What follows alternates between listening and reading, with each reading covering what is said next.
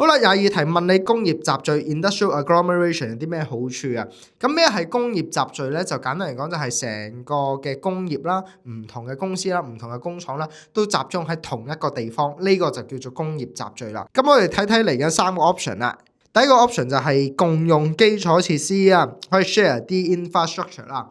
啱唔啱呢？咩 infrastructure 啊？即係橋樑啊、鐵路啊、公路啊、網絡設施啊、排污設施啊等等等等。當你有大量嘅工廠又或者大量嘅工業喺同一個地方嘅時候，咁佢咪可以 share 呢啲嘅 infrastructure，從而去降低呢啲基礎設施嘅成本咯。咁所以一係啱嘅。